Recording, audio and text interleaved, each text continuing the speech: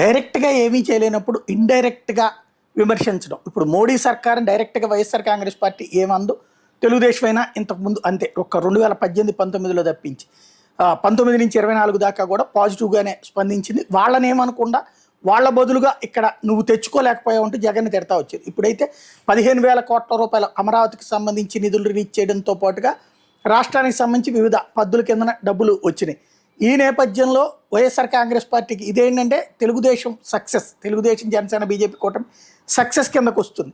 అయితే అది ఫెయిల్యూర్ కిందనే చూపించాలి కాబట్టి ప్రతిపక్షంగా ఉన్నటువంటిది తాజాగా విజయసాయిరెడ్డి కీలకమైనటువంటి ట్వీట్ చేసుకొచ్చారు. బీహార్లో జేడీయూ, ఆంధ్రప్రదేశ్లో తెలుగుదేశం వీళ్ళ మీదనే అక్కడ కేంద్ర ప్రభుత్వం ఆధారపడి ఉంది. బీహార్ మాత్రం 26,000 కోట్ల రూపాయల బెనిఫిట్స్ పొందింది. ఆంధ్రప్రదేశ్ 15,000 కోట్ల రూపాయలతో సరిపెట్టుకుంది. చంద్రబాబు నాయుడు క్విడ్ ప్రోకోకి